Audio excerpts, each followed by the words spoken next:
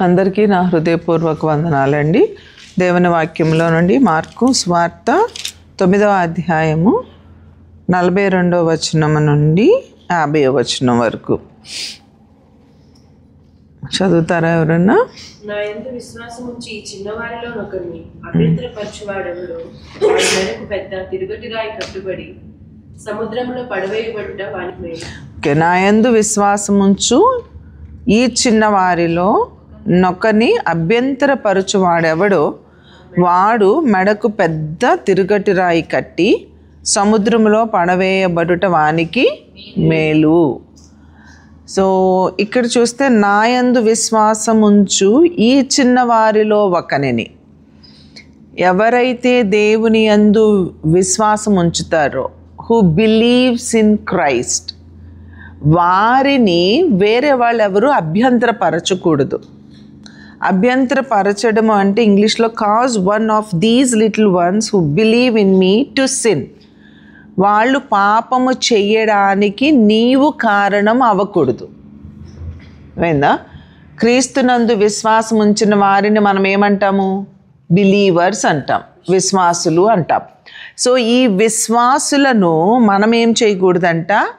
వారు పాపము చెయ్యడానికి మనము ప్రోత్సహించకూడదు, లేదా మన ప్రవర్తన వాళ్ళకు అడ్డుగా ఉండకూడదు. మన ప్రవర్తన బట్టి వాళ్ళ విశ్వాసము బలహీనం అవ్వకూడదు. మనల్ని బట్టి వారు దేవునిలో నుండి వెనక్కి వెళ్ళిపోకూడదు. మనల్ని బట్టి వారు అరే ఏందిరా క్రిస్టియన్స్ అంటే ఇట్లుంటారా, బిలీవర్స్ అంటే ఇట్లుంటారా అని మనల్ని చూసి వేరే వాళ్ళు అందరూ అట్లున్నారు, ఏంటి క్రిస్టియన్స్కి వేరే వాళ్ళకి డిఫరెన్స్ ఏంటి, ఏమీ లేదు కదా. అలాంటి మన ప్రవర్తన అలా ఉండకూడదు. అయిందా? అనేక మారులు యాజ్ ఎ బిలీవర్స్ మనము ఎదుటివారికి అభ్యంతరకరంగా ఉంటున్నాము.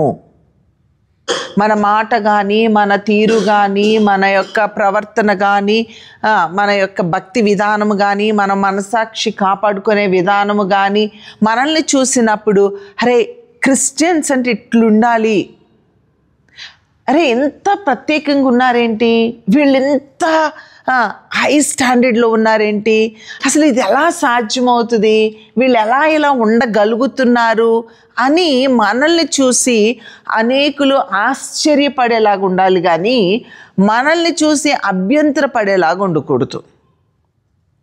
అలాగా క్రీస్తునందు విశ్వాసం ఉంచిన వారిని ఎవరిని బయట వాళ్ళ గురించి మాట్లాడట్లా ఇక్కడ ప్రభు. ఓకే, చర్చ్లో ఉన్న వాళ్ళ గురించి మాట్లాడుతున్నారు, బిలీవర్స్ గురించి మాట్లాడుతున్నారు, న్యూ బిలీవర్స్ గురించి మాట్లాడుతున్నారు, క్రొత్తగా మారు మనసు పొందినవారు, లేదా క్రొత్తగా మందిరంలో చేర్చబడిన వారు, క్రొత్తగా దేవుని సన్నిధికి వచ్చుచున్నటువంటి వారు. నీ ప్రవర్తనను చూసి వాళ్ళు ఏమి నేర్చుకుంటున్నారు? వాళ్ళు క్రిస్టియన్స్ అంటే ఇలా ఉంటారు, ఈ అన్నలాగుండాలి, ఈ అక్కలాగుండాలి, ఈ చెల్లిలాగుండాలి, ఈ తమ్ముళ్ళలాగా ఉండాలి అని అనుకుంటున్నారా?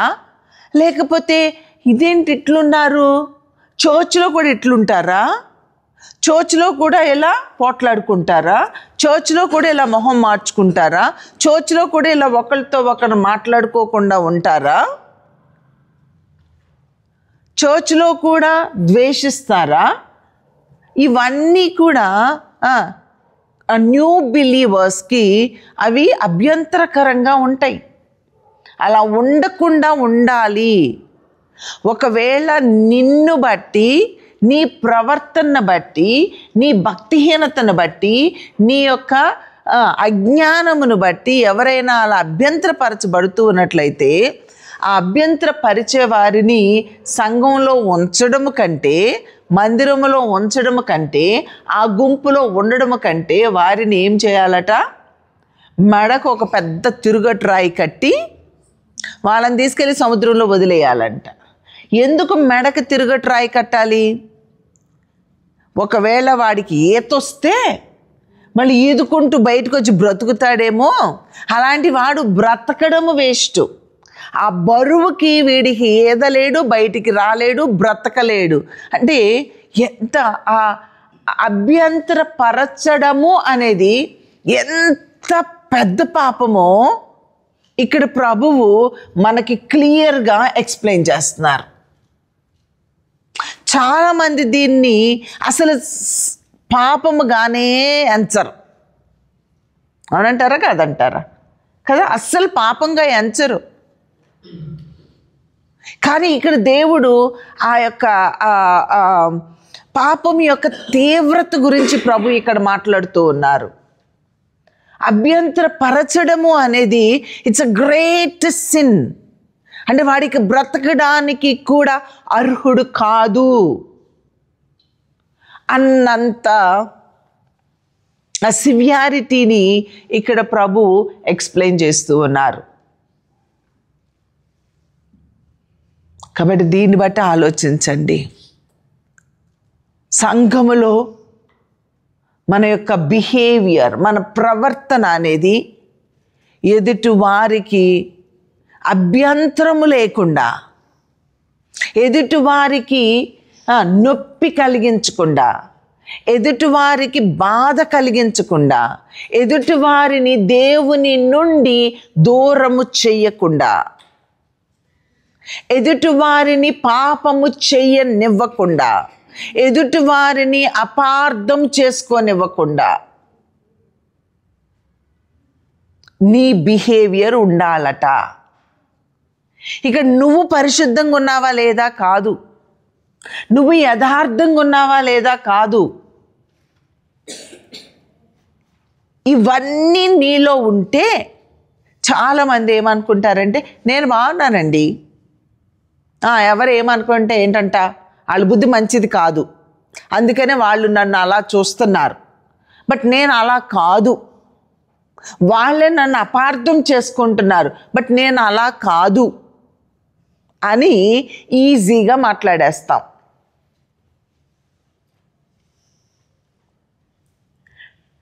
కానీ ఇక్కడ వాక్యం ఏం చెప్తుందంటే మనము ఎవరికి అభ్యంతరంగా ఉండకూడదు.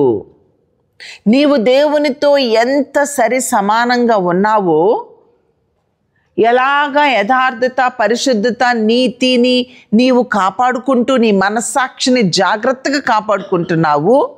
నీ మనస్సాక్షిని జాగ్రత్తగా కాపాడుకోవడానికి 100% 100 మార్క్స్ నువ్వు సంపాదించుకున్నావేమో, అది సరిపోదు. అందులో నువ్వు 100 మార్క్స్ సంపాదించుకున్నా ఇప్పుడు ఇంకొక సబ్జెక్ట్ని ప్రభు మన ముందు పెడుతూ ఉన్నారు. ఈ సబ్జెక్ట్ ఏంటంటే, ఇందాక సబ్జెక్ట్ ఏంటి, నీకు ప్రభువుకి మధ్యలో ఉన్న రిలేషన్, అది చాలా బాగుంది అని నువ్వు అనుకుంటున్నావు, రైట్. ఇప్పుడు రెండో సబ్జెక్ట్లోకి వద్దాం. ఈ సబ్జెక్ట్ ఏం చెప్తుందంటే నీ ప్రవర్తన ఎదుటి వారికి అభ్యంతరంగా ఉండకూడదు అని చెప్తుంది. ఇందులో నీకు ఎన్ని మార్క్స్ వస్తాయి? 100కి 100 వస్తున్నాయా? వాళ్ళు ఎలా ఉంటే నాకేంటండి, వాళ్ళు నా గురించి అపార్థం చేసుకుంటే నాకేంటండి, నేను దేవునితో బాగున్నాను. ఈ వర్షన్ ఎక్కువైపోయింది సంఘాలలో. బట్ కానీ ప్రభువు ఇక్కడ ఏం మాట్లాడుతున్నారంటే ఎదుటి వారికి నువ్వు అభ్యంతరంగా ఉంటే నీ ప్రవర్తనను నువ్వేం చేసుకోవాలి? సరి చేసుకోవాలి. అయ్యో, నన్ను బట్టి ఈ చెల్లికి అభ్యంతరం అయిపోయానా? నా ప్రవర్తన ఈ చెల్లికి బాధ అనిపించిందా? నా ముఖము ఆ చెల్లికి బాధ అనిపించిందా? నా మాట తీరు ఆ తమ్ముడికి కష్టం అనిపించిందా? అరే రే నేను అలా అనుకోలేదే, తమ్ముడు క్షమించు, నాన్న చెల్లి క్షమించు, నా ముఖ కవలికలు నీకు బాధ కలిగించినాయి అని నాకు అర్థమైంది. నన్ను క్షమించమ్మా, నా లోపలైతే అలా లేని తల్లి, నా ముఖాన్ని మార్చుకుంటానులే. అరే నా మాట రఫ్గా అనిపించి, నా మాట అంతే, అరే నా మాట అంతే అనడానికి వీలు లేదు. మేబీ నీ మాట అంతే, బట్ నీ మాట అంతే కాబట్టి ఎదుటి వ్యక్తికి అభ్యంతరంగా నీ వాయిస్ ఉంటే నువ్వేం చేయాలి? అరే నా వాయిస్ అంతే నాన్న, కానీ నా వాయిస్లో రఫ్నెస్ నీకు ఆటంకంగా ఉంది కాబట్టి I will change my self. నా వాయిస్ని మార్చుకుంటాను. నా వాయిస్ తప్పకుండా ఆ రఫ్ వాయిస్లో నుంచి ఆ సాఫ్ట్ వాయిస్లోకి నేను వస్తాను. I will change. I'm really sorry తమ్ముడు అంటే ఆ తమ్ముడు కానీ ఆ చెల్లి కానీ ఏమంటారు? నా వాయిస్ అంతే, ఆడ అలా అనుకుంటే నాకేంటంట అంటే పాపం ఆ వ్యక్తి ఆత్మకు నష్టం కలుగు చేసిన వ్యక్తి అవుతావు. నువ్వు అలానే నీ ముఖాన్ని మార్చుకొనో, నీ చూపులు అంత కఠినంగానో, నీ ముఖ వర్చస్సు అది ఇతరులకు అభ్యంతరకరంగానో ఉన్నప్పుడు ఆ వ్యక్తి అభ్యంతరపడుతున్నప్పుడు ఆ వ్యక్తి ఆత్మీయత, నువ్వు ఒక మంచి చర్చ్కి వస్తున్నారు, ఒక స్టాండర్డ్ ఉన్న చర్చ్కి వస్తున్నారు, నిన్ను బట్టి, నీ ముఖ కవలికను బట్టి, నీ మాటను బట్టి, నీ రఫ్ వాయిస్ని బట్టి, లేకపోతే మనము వాళ్ళకి సర్వ్ చేసే విధానాన్ని బట్టి, మంచినీళ్ళు అడిగితే ఇవ్వలేదు అనుకోండి, లేకపోతే ఏదన్నా హెల్ప్ చేయమంటే పట్టించుకోలేదు అనుకోండి, ఏదో హెల్ప్ చేయమన్నారు అది ఇచ్చేలోపు వాళ్ళకంటే పెద్దోళ్ళు ఎవరో ఏదో అడిగారు అనుకోండి, వాళ్ళది ఇంపార్టెంట్ అనక అక్కడికి వెళ్ళిపోయావు, వీళ్ళు అభ్యంతర పడిపోతారు, వాళ్ళు మళ్ళీ చర్చికి రాలేకపోవచ్చు. ఆ చర్చికి వాళ్ళు రానందువల్ల ఇంకెక్కడికో చర్చికి వెళ్ళొచ్చు, ఇక్కడున్న స్టాండర్డ్స్ అక్కడ లేకపోవచ్చు. అప్పుడు వాళ్ళ ఆత్మీయతకు లెక్క చెప్పవలసింది నువ్వే అవుతావు కదా. వాళ్ళకి మనం ఏమి చేస్తూ ఉన్నా అది ఎలా ఉండాలంటే ఆ వ్యక్తిని ప్లీజ్ చేసేలాగా, రెండవది ఆ వ్యక్తికి మనలో ప్రభువుని చూపించేలాగా ఉండాలి. అర్థమైందా? మనలో ఎవరు కనిపించాలి? వాళ్ళకి ప్రభువు కనిపించాలి. అప్పుడు వాళ్ళు అభ్యంతర పడకుండా ఉంటారు. ఈ దినాలలో బిలీవర్స్ ఈ కాన్షియస్నెస్ అనేది కోల్పోతూ ఉన్నారు. ఆ అవగాహన అనేది లేకుండా పోతూ ఉంది. అనేక కోణాలలో మనం ఎదుటి వారిని అభ్యంతరపరిచేస్తున్నామేమో. మన ప్రవర్తన విషయంలో మనం ఏం చేసుకోవాలి? జాగ్రత్తగా అవగాహన చేసుకోవాలి. ఇట్స్ ఓకే అనుకోకూడదు, తగ్గించుకోవాలి, వారి దగ్గరికి వెళ్ళి సారీ చెప్పాలి. కాబట్టి కాజింగ్ అదర్స్ టు సిన్, ఎదుటివారు పాపము చేయడానికి మనము కారణము అవ్వకూడదు. నిన్ను బట్టి అనేకులు బలహీనులైపోతున్నారు. నువ్వు పాపం చేసినప్పుడు తమ్ముడు అన్న నాకన్నా పెద్దోడు, ఆ అన్న అలా చేశాడు, నేను అలా చేయొచ్చు, అక్క అలా మాట్లాడింది, నేను కూడా మాట్లాడొచ్చు. అది ఏమైపోయింది? ఇప్పుడు నేనున్నాను, గట్టిగా గద్దిచ్చాను. గట్టిగా గద్దిచ్చినప్పుడు అయ్యగారు, అమ్మగారు, లేకపోతే అక్క, అన్న అంటే గట్టిగా గద్దించవచ్చు. రేపది నువ్వు పాస్టర్ అమ్మవయ్యావు, అప్పుడు నువ్వేమంటావు? అక్క గద్దిచ్చారుగా, నేను గద్దిస్తా. చూడండి. సో అది ఏమవుతుంది అంటే wrong way of correction is passing from one person to other person, other person to other person. So at the end, the value of the spirituality is going low and low and low. తగ్గిపోతూ ఉంది. కొన్నిసార్లు ఒకవేళ నాకు అవగాహన కాలేదు అనుకుందాము, కానీ నీకు అవగాహన అయినప్పుడు you should change your self. నన్నే ఫాలో అవ్వాల్సిన అవసరత లేదు. At the same time, you may not be correcting me, but God reveals the truth to you. You follow that pattern, which is better than what I am following.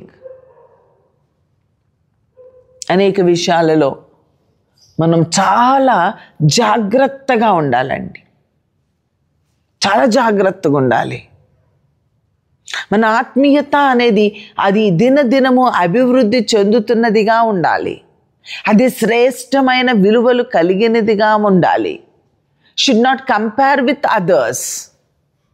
వేరే వాళ్ళతో compare చేసుకొని మనము wrong ప్రాక్టీస్లోకి వెళ్ళిపోవడం ద్వారా ఆ యొక్క ఆత్మీయతను నువ్వేం చేస్తున్నావు? కోల్పోతూ ఉన్నావు. So spirituality is always individual relationship with Christ. నీకు ప్రభువుతో ఉన్న ఆ సంబంధము, అనుబంధము అది వ్యక్తిగతము. నీకు ప్రభువుకి, నాకు ప్రభువుకి. అది ఎప్పుడూ కూడా ఎలా ఉండాలి అంటే అది ప్రభుతో ఈక్వల్ అవ్వడానికి. ప్రభు ఇక్కడున్నారు, మనం ఇక్కడున్నాం. So you have to come slowly. God never comes down, he is always here. But we only have to slowly come to his level. Don't forget about it. బోధిస్తున్న నేను, క్రీస్తు ఇక్కడున్నారు, బోధిస్తున్న నేను ఇక్కడున్నాను, నన్ను చూసి నువ్వు ఇక్కడే ఉంటానంటే what does it mean? First floor ఉంది, ఫస్ట్ ఫ్లోర్గానే ఉంటుంది. ఫస్ట్ ఫ్లోర్ 25th ఫ్లోర్ అవ్వదుగా? అవుతుందా? అవ్వదు. అది ఫస్ట్ ఫ్లోర్ ఉండడానికే దాన్ని నిర్ణయించారు. ఫస్ట్ ఫ్లోర్ మీద సెకండ్ ఫ్లోర్ ఉంది, సెకండ్ ఫ్లోర్ మీద థర్డ్ ఫ్లోర్ ఉంది, థర్డ్ ఫ్లోర్ మీద 5th ఫ్లోర్ ఉంది. సో ఈ ఫస్ట్ ఫ్లోర్ అక్కడే ఉంది కాబట్టి నేను అక్కడే ఉండడానికి లేదు. You have to come up up up up up అంతే. దేవుడు నీకు ఆ కృప ఇచ్చినప్పుడు దాన్ని ఏం చేయాలి? నువ్వు కంటిన్యూ చేసుకుంటూ వెళ్ళిపోవాలి. కాబట్టి ఇతరులను చూచి మనము అక్కడే ఆగిపోకూడదు.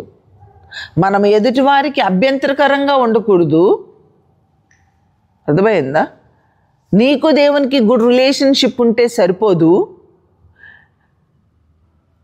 దేవునితో నీ రిలేషన్షిప్ బాగుగా మెయింటైన్ చేస్తూ ఎదుటి వారికి పాపము చేయకుండా ఉండడానికి నీవు నీ ప్రవర్తనను జాగ్రత్తగా కాపాడుకోవాలి. నిన్ను బట్టి ఎవరు పాపం చెయ్యకూడదు.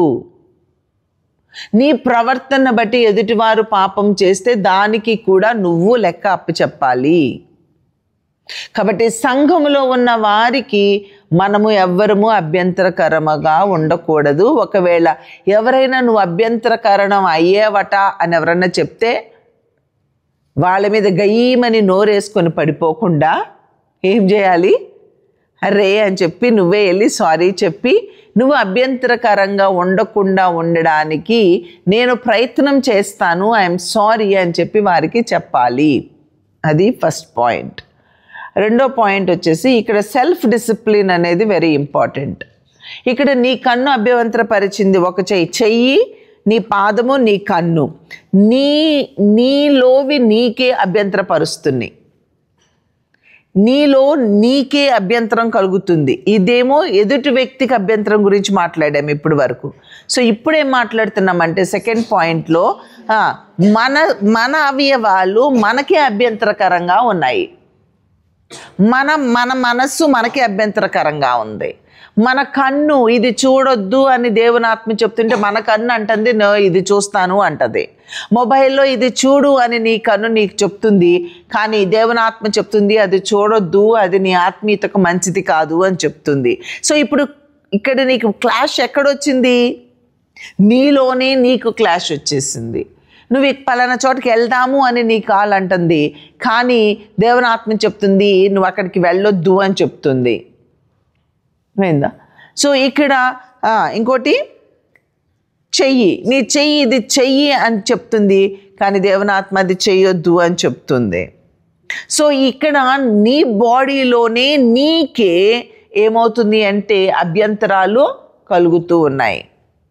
సో నీ బాడీలో నీకు అభ్యంతరాలు కలుగుతూ ఉన్నప్పుడు అప్పుడు ఏం చెప్తున్నారంటే you need self discipline. So ఇక్కడ ఫస్ట్ పాయింట్ వచ్చేసి causing others to sin. Second point వచ్చేసి సెల్ఫ్ డిసిప్లిన్ అనేది మనకు ఉండాలి.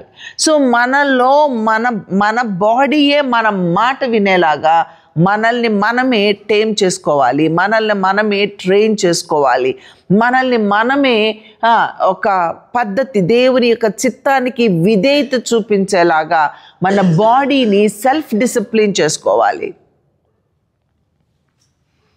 ఈరోజు మా స్టూడెంట్ ఒక పాప, నా దగ్గర చదివిన పాప ఫిజియోథెరపిస్ట్ అయ్యింది.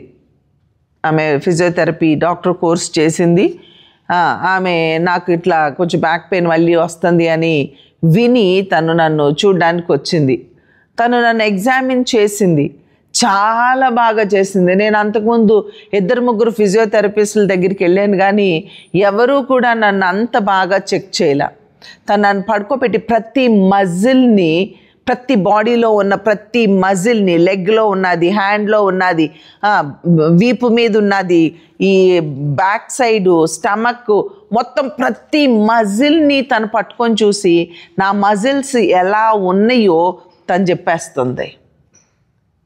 అప్పుడు తను చెప్తూ ఉంది, ఏంట్రా నాకు అంతకుముందు చాలామంది ఫిజియోథెరపిస్టులు చూశారు కానీ ఇలా ఎవరూ చెప్పలేదు అంటే, అప్పుడు తను చెప్తూ ఉంది, నా ప్రొఫెసరు పెద్ద పెద్ద ఆటగాళ్ళు ఉంటారు కదా, ఈ క్రికెట్ ఇవాళ ఆటలాడే పెద్ద పెద్ద ఆటగాళ్ళు, వాళ్ళకి ట్రీట్ చేస్తారంట ఆయన. సో వాళ్ళకి ట్రీట్ చేసే సార్ దగ్గర నేను చదువుకున్నాను, ప్లస్ ఆయన దగ్గర పని చేస్తున్నాను. అందుకనే నాకు ఆ టెక్నిక్స్ అన్నీ సార్ నాకు నేర్పించారు మ్యామ్. I'm really lucky. అవి ఎవ్వరికీ చెప్పరు, కానీ ఆయన నాకు అన్నీ ట్రైన్ చేశారు. 6 months నుంచి I was trained with him. ఆయనతో ఆయన నాకు నేర్పించారు అని చెప్పి అవన్నీ నాకు చూస్తూ ఉన్నప్పుడు తను చేసిన ఆ మజిల్స్ ప్రెస్ చేసి ఆ మజిల్స్ని రిలీజ్ చేసిన విధానం చూస్తే నాకు చాలా రిలీఫ్ అనిపించింది. చాలా బాగా తను ఒక్కొక్కటి పట్టుకొని దాని యొక్క అది ఏ స్టేట్లో ఉందో నా ప్రతి మజిల్ తను చెప్తూ ఉంది. అండ్ ఈవెన్ ఆమె నా స్టూడెంట్ అయినా ఆమె ఒకటి చెప్పింది, మ్యామ్ నేను స్టార్ట్ చేస్తాను, మీరు దాన్ని ఇలా కంటిన్యూ చెయ్యాలి, మీరు ఇలా చేస్తాను అంటేనే నేను మీకు ట్రీట్మెంట్ స్టార్ట్ చేస్తాను. నేను చేసిన తర్వాత 3 సార్లు ఎక్సర్సైజ్ చేయాలి, మార్నింగ్, ఆఫ్టర్నూన్, ఈవినింగ్. మీరు ఎక్సర్సైజ్ చేసిన తర్వాత ఐస్ ప్యాక్తో అవన్నీ మీరు కాపడం పెట్టినట్లుగా ఐస్తో మీరు అదన్నీ పెట్టాలి. ఇవన్నీ చేస్తాను అంటేనే నేను స్టార్ట్ చేస్తాను, లేకపోతే నేను చేయను. అంటే వాళ్ళకి తెలుసు, ఈ డాక్టర్స్ చెప్పింది ఒక్కొక్కసారి ఈ పేషెంట్ ఏం చెయ్యరు. సో నేనేదో నా మేడం అని, మా ప్రిన్సిపల్ మ్యామ్ అని నేను మీ దగ్గరికి వచ్చి మీకు ఏదో చేసేసినంత మాత్రాన మీరు చేయకపోతే నేను వచ్చి మీకు చేసినంత ఏమవుతుంది? అప్పుడు ఈ పిల్ల ఏం చేసింది అని మీరు అనుకుంటారు కదా. అంటే ఆ పాప అన్నీ అనలేదు, నేను చెప్తున్నాను, రైట్? సో నిర్మోహమాటంగా ఆ పాప నాకు చెప్పింది ఏంటంటే, ma'am if you follow I will start my treatment. I said I will follow. And she did it. చాలా బాగా చేసింది.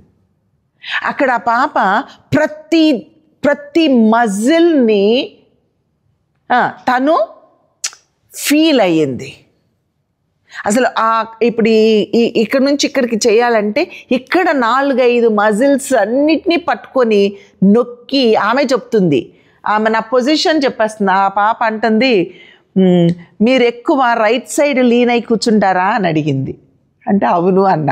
నాకు చాలా ఆశ్చర్యం వేసింది. అంటే ఆ పాప మజిల్ పట్టుకొని నేను నా సిట్టింగ్ పొజిషన్ కూడా చెప్తుంది. చిన్నపిల్ల అయ్యుండి ఎంత బాగా చెప్పిందో. అవునరా అని చెప్పాను. అలా ప్రతిదీ నా పోస్చర్ ఎలా, నేను కూర్చునే విధానము, ఇలా పక్కకు వాలి కూర్చుంటారా, మీకు ఈ మజిల్ ఎలా ఉంది, ఓకే, మీరు ఇలా పడుకుంటారా, ఈ పక్కన పడుకుంటారా, అందుకే మీ మజిల్ ఎలా ఉంది. ఆ పిల్ల చెప్పినవన్నీ కరెక్ట్గా చెప్తుంది. సో ఈ బాడీలో తను చెప్పింది, ఈ మజిల్స్ని మీరు గనక వాటిని రిలీజ్ చేసి వాటికి స్ట్రెచ్లు ఇచ్చి వాటిని ప్రాపర్గా కనుక చేయకపోతే మీరు చాలా త్వరగా మీ మజిల్స్ పాడైపోతాయి. నాకు లాస్ట్ టైము డాక్టర్ ఒక 2 months కంటిన్యూస్గా బెడ్ మీద పడుకోబెట్టారు. అప్పుడు ఆ పాప చెప్తుంది, దట్ ఈజ్ రాంగ్. అసలు ఒక స్టేజ్లో అలా పడుకోబెట్టేస్తే 2 months ఆ మజిల్స్ ఎంత పాడైపోతాయో తెలుసా మ్యామ్ అని చెప్తుంది. Exactly it is true. నేను ఎప్పుడు మీకు చెప్తూ ఉంటాను కదా, మీ ప్రతి మజిల్ కదలాలి. నేను అసలు నా మజిల్స్ కదలపడానికి నేను చాలా వర్కౌట్ చేస్తా, నడుస్తూ ఉంటా, ఒక్కొక్కసారి ఎక్సర్సైజ్ చేస్తూ ఉంటా.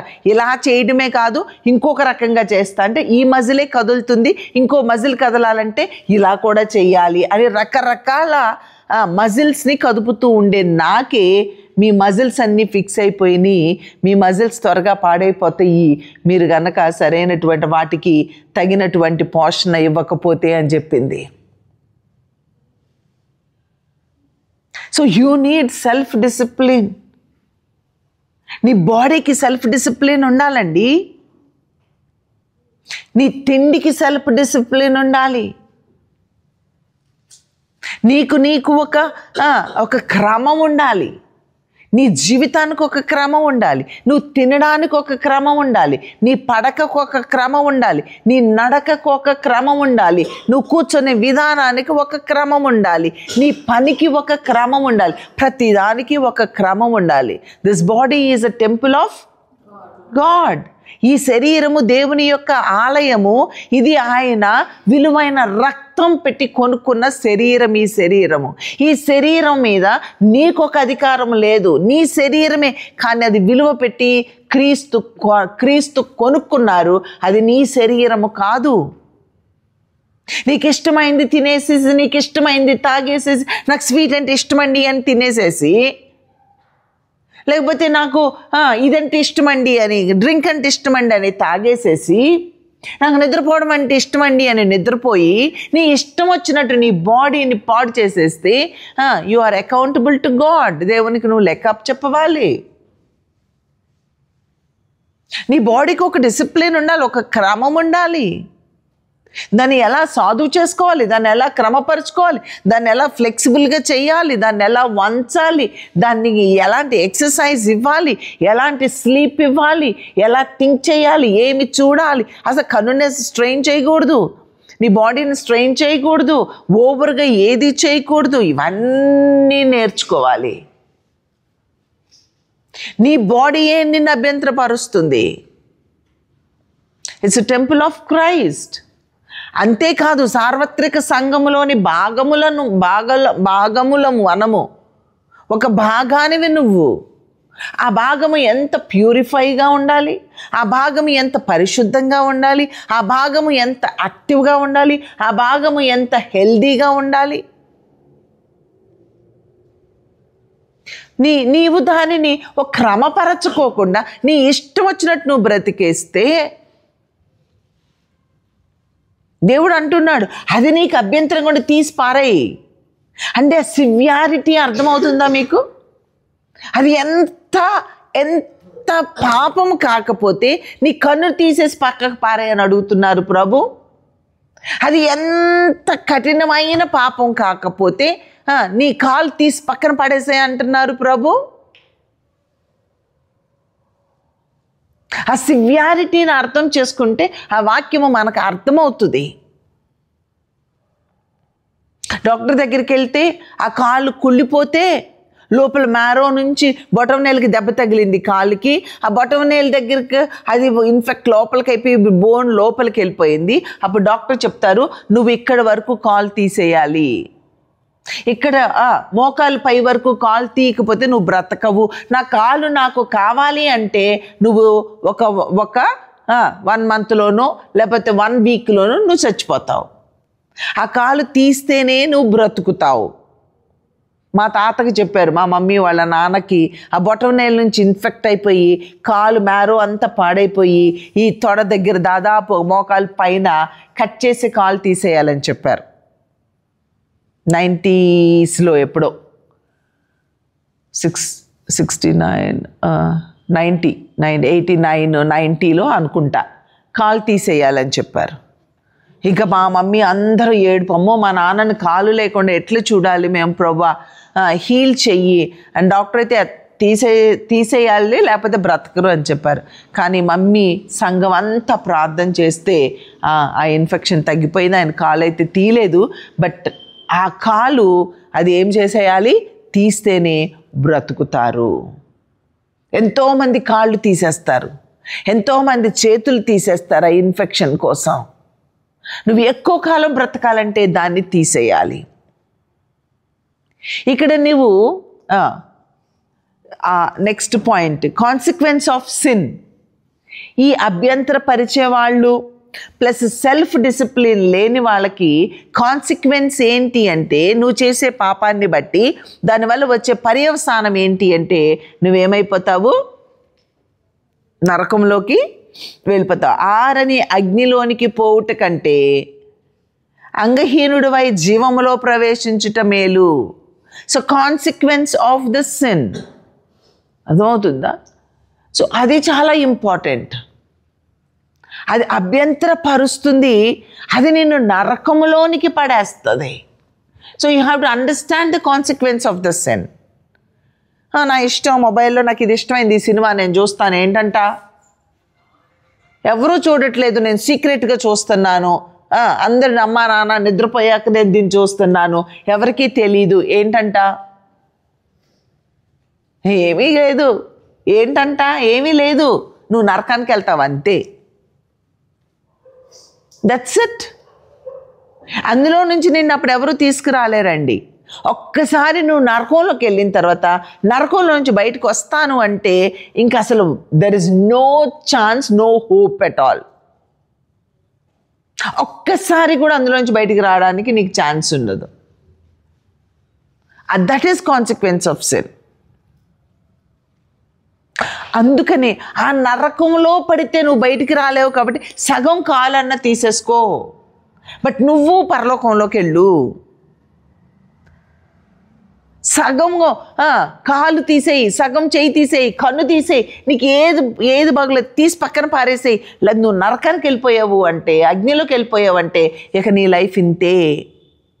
కాబట్టి ఒక కాలు తీసేసినా, ఒక కన్ను తీసేసినా, సగం పోయినా నువ్వు మాత్రం ఎక్కడికి వెళ్ళాలి, పరలోకానికి వెళ్ళాలి. ఇది తీస్తే పరలోకానికి వెళ్తావు, ఇది తీపోతే నరకానికి వెళ్తావు. ఏం చూస్ చేసుకుంటావు అని ప్రభు స్వయాన్న యేసు ప్రభు మాటలవి. Try to understand. Sin is so dangerous. Sin is very dangerous. పాపంతో ఆడుకుంటున్నారు ఈరోజు యవన బిడ్డలు కానీ, తల్లిదండ్రులు కానీ, వృద్ధులు కానీ పాపంతో ఆడుకుంటున్నారండి. పాపంతో ఆట ఆడుతున్నారు. ఏం చేస్తుందిలే పాపం అనుకుంటున్నారు. దొంగచాటుగా చేస్తున్నారు, తెలియకుండా చేస్తున్నారు, దాక్కొని చేస్తున్నారు, ధైర్యంగా ఎదిరించి చేస్తున్నారు, తల్లిదండ్రుల మీద పోట్లాడి చేస్తున్నారు. కానీ జాగ్రత్త,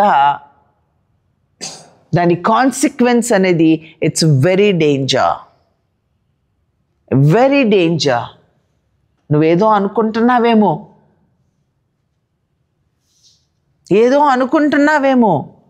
లేకపోతే ఎంత సీరియస్గా ప్రభు మనకి చెప్పరు.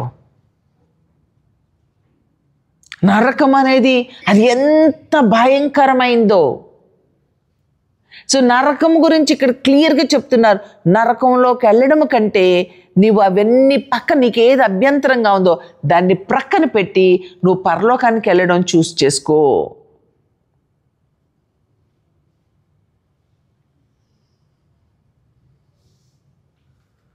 అర్థం చేసుకోండి.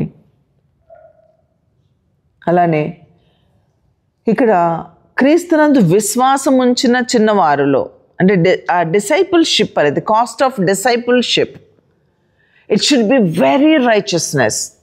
ప్రభువుని వెంబడించేవారు అంటే పరలోకంలోకి వెళ్ళేవాళ్ళు ఎంత ప్యూర్గా ఉండాలి అనేది అర్థం చేస్తుంది ఇక్కడ. అర్థమవుతుందా? పరలోకంలోకి వెళ్ళే వాళ్ళు ఎంత రైచియస్నెస్ ఉండాలి. ఆ కాస్ట్ ఆఫ్ డిసైపుల్షిప్ అనేది క్రీస్తు యొక్క బిడ్డలుగా మనం ఉండాలి అంటే క్రీస్తుని వెంబడించేవారు ఎంత ప్యూర్గా ఉండాలి అనేది మనకి ఇక్కడ దీన్ని బట్టి మనకు అర్థమవుతూ ఉంది. అలానే ఇక్కడ చివరికి మనం వెళ్తే నరకంలో పురుగు చావదు, అగ్ని ఆరదు అని నరకం గురించి ఎక్స్ప్లెయిన్ చేస్తున్నారు. ప్రతి వానికి ఉప్పు సారము అగ్ని వలన కలుగుతుంది. ఉప్పు ఎలా సారం అవుతుందట? అగ్ని వలన ఉప్పు అవుతుంది, సారము కలిగి ఉంటుంది. అది మంచి టేస్ట్ ఇస్తుంది. ఆ సాల్టీనెస్ అనేది అగ్నిని బట్టి అక్కడ సాల్టీనెస్ అనేది ఉంటుంది. అయితే ఉప్పు మంచిదే, కానీ ఉప్పు నిస్సారమైతే దేని వలన అది సారం చేయబడుతుంది? సారం చేయబడదు. ఒక్కసారి నిస్సారమైతే అది సారము చేయబడదు. కాబట్టి మీలో మీరు ఉప్పు సారము గలవారై ఉండి ఒకరితో ఒకరు సమాధానముగా ఉండుడి. ఉప్పు సారము కలిగి ఉంటే ఒకరితో ఒకరు సమాధానంగా ఉంటాం. ఒకరితో ఒకరు సమాధానం లేకుండా ఉన్నారు అంటే మీరు మనుషుల చేత త్రొక్కబడుటకే కానీ మరి దేనికి పనికిరారు. అంటే ఉప్పు నిస్సారమైపోయింది. క్రీస్తు యొక్క అగ్ని తగిలి నువ్వు సారవంతమయ్యావు. ఇప్పుడు క్రీస్తు యొక్క అగ్ని తగిలిన నీవు నిస్సారమైపోయావు. ఎందుకు అంటే ఒకరితో ఒకరు సమాధానంగా ఉండలేకపోతూ ఉన్నారు. ఈ దినాలలో సమాధానము అనేది లేదు. భార్యలు భర్తలతో సమాధానంగా ఉండరు, భర్తలు భార్యలతో సమాధానంగా ఉండరు, తల్లిదండ్రులు బిడ్డలతో సమాధానంగా ఉండరు, అత్తమామలతో సమాధానంగా ఉండరు, అన్నదమ్ములతో సమాధానంగా ఉండరు, లేకపోతే వర్కర్స్తో సమాధానంగా ఉండరు, వాళ్ళ ఫెలో బాస్తో వాళ్ళు సమాధానంగా ఉండరు, బిలీవర్స్తో సమాధానంగా ఉండరు, దేవుని సేవకులతో ఎక్కడ చూసినా సమాధానము లేని పరిస్థితులే. ఎక్కడ చూసినా ఎదుటివారిని ఏలెత్తి చూపించే పరిస్థితులే తప్ప సమాధానము కలిగి ఉండడము అనేది కంప్లీట్గా స్టాప్ అయిపోయింది. నేను బాగా భక్తి చేస్తున్నాను అని ఎవరికాడు చూపించుకోవడం తప్ప వాడికి వీడికి సమాధానం అనేది ఉండదు. నేను సూపర్ అనేవాళ్ళు ఇంట్లో భార్యతో సమాధానం ఉండదు. నేను అబ్బా ఏం చెప్పాడండి ప్రసంగం అన్నవాడికి భార్యతో సమాధానం, ఏం చెప్పింది అక్క అంటే భర్తతో సమాధానం ఉండదు. ఎందుకంటే ఇంకా ఉప్పు నిస్సారమైపోయింది. నీకు ఎదుటి వ్యక్తితో సమాధానం లేదు అంటే నీవు మనుషుల చేత త్రొక్కబడడానికే పనికొస్తావు. నువ్వు ఎన్ని గొప్పలు చెప్పుకొని ఈరోజు చలామణి అవుతున్నావని గొప్పలు చెప్పుకోవచ్చు, కానీ నీకు సమాధానం లేకపోతే నువ్వు మనుషుల చేత తొక్కబడుతూ ఉంటే అప్పుడు చెప్తారు, ఓహో ఈ రూతక్క పెద్ద వాక్యాలు చెప్పింది కానీ సమాధానం లేదు, ఇప్పుడు చూడు మనుషుల చేత తొక్కబడుతుంది అని అనిపించుకోవాల్సి వస్తుంది. ఎవరైనా అంతే. సమాధానము కలిగి ఉండడానికి మనం ప్రయత్నించాలి. కాబట్టి రెస్పాన్సిబిలిటీ ఫర్ వన్ అనదర్, ఒకరికి ఒకరు ఆ రెస్పాన్సిబిలిటీ ఉండాలి. నా ఆత్మీయత పోకుండా నువ్వు రెస్పాన్సిబుల్ తీసుకోవాలి, నీ ఆత్మీయత పోకుండా నేను రెస్పాన్సిబుల్ తీసుకోవాలి. నువ్వు తప్పు చేయకుండా నేను నిన్ను కాపాడాలి, నేను తప్పు చేయకుండా నువ్వు నన్ను కాపాడాలి. ఒకరికి ఒకరము తప్పు చేయకుండా ఒకరినొకరు ఏం చేసుకోవాలి? ఎత్తి పట్టుకోవాలి. The responsibility for one another అనేది ఇట్స్ వెరీ వెరీ ఇంపార్టెంట్. కాబట్టి ఇక్కడ ఎంత చిన్న వాక్యంగా అనిపిస్తుంది. ఇది ఎన్నోసార్లు చదివాం కదా మనం, కదా ఎన్నోసార్లు చదివాము, మనకి తెలుసు, కానీ ఎంత డీప్గా మనం ఎప్పుడూ దాన్ని పరిశీలన చేసుకోలేదు. కాబట్టి ప్రభు మనతో మాట్లాడుతున్నారు, మీరు అర్థం చేసుకోండి, దీని విషయం ఆలోచించండి, ఇంకా లోపలికి దానిని అన్వయించుకుంటే మన లోపాలేంటో మనకి బాగా కనిపిస్తాయి. క్రీస్తు యొక్క శిష్యులుగా ఉండడానికి ఆ రైచస్నెస్ అనేది ఎలా ఉంటుంది? ఎదుటి వారితో సమాధానం లేనప్పుడు రైచస్నెస్ ఎలా ఉంటుందండి? చాలామంది ఒకటే అనుకుంటారు, నేను వ్యభిచారం చేయలేదు, నేను పరాయి మగోడిని చూడలేదు, పరాయి ఆడదాన్ని చూడలేదు కాబట్టి నేను పరిశుద్ధుడిని అనుకుంటారు. అది 100% రాంగ్ అండి. నువ్వు వ్యభిచారివి, దేవుణ్ణి కాకుండా దేన్ని ప్రేమించినా నువ్వు వ్యభిచారివే. దేవునిని వదిలి నీ ఉద్యోగాన్నో, దేవునిని వదిలి నీ భార్యనో, దేవుని వదిలి నీ కట్టుకున్న భర్తేనండి, ఇల్లీగల్ రిలేషన్షిప్ నేను చెప్పట్లా. దేవుణ్ణి కాకుండా నీ సొంత కుమారుడినో కుమార్తెనో ప్రేమించినా నువ్వు వ్యభిచారివే. అంటే ఈ సాంద్రత ఒకసారి ఆలోచించండి. ప్రభువు ఇక అంతే. ప్రభువుకి మనకి మధ్యలో ఏది అడ్డు రాకూడదు. ఆయన ప్రేమ నుంచి ఏది మనల్ని ఏం చేయకూడదు, ఎడబాపనేరదు. అట్టి ఆత్మీయతలోనికి మనం వెళ్ళాలి. మనకి ఎన్ని అడ్డొస్తాయి ప్రభువుకి మనకి. ప్రార్థనకు రావాలంటే చుట్టాలు అడ్డొస్తారు, ప్రార్థనకు రావాలి అంటే ఉద్యోగం అడ్డొస్తుంది, ప్రార్థనకు రావాలంటే ఎగ్జామ్ అడ్డొస్తుంది, ప్రార్థనకు రావాలంటే స్కూల్ అడ్డొస్తుంది, ప్రార్థనకి రావాలి అంటే జబ్బు అడ్డొస్తుంది, ప్రార్థనకు రావాలి అంటే ఎన్ని అడ్డొస్తాయో మనకు చెప్పడానికి వీల్లేదు. దేవుని పని చేయడానికి ఎన్ని అడ్డొస్తాయో మనకు వీల్లేదు. వ్యభిచారులమేనండి మనం. Where is righteousness? పరిశుద్ధత ఎక్కడా? ఈ అడ్డులు తొలగించుకోకపోతే ఇట్స్ టూ డిఫికల్ట్. ఇందాక ఒక తమ్ముడితో మాట్లాడుతూ ఉంటే తమ్ముడు అంటున్నాడు, ఏ నాన్న ఏం చేస్తున్నావంటే, ఏం చేస్తామక్క జీవన వ్యాపారం అన్నాడు.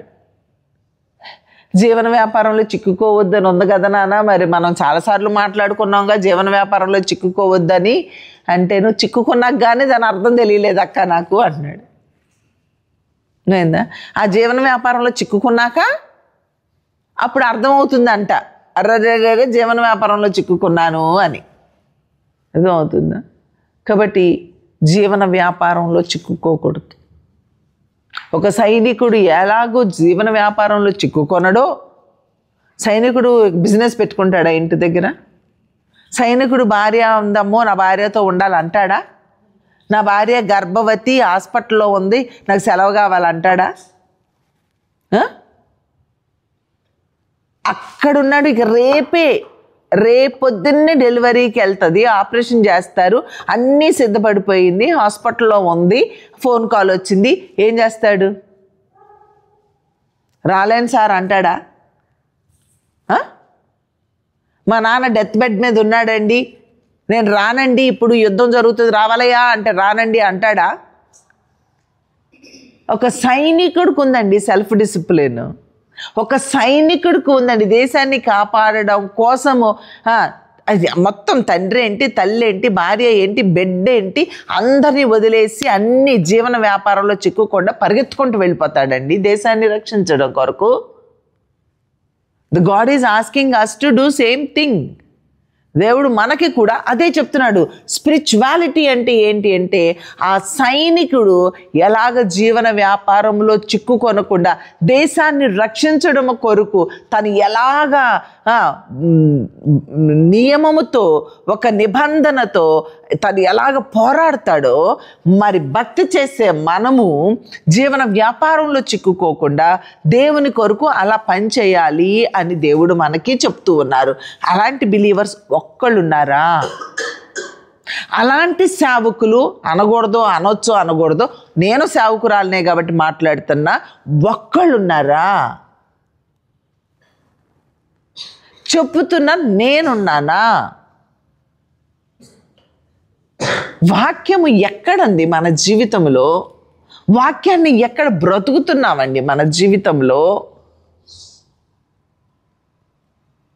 మోసము, అంతా మోసము. ఆలోచించండి.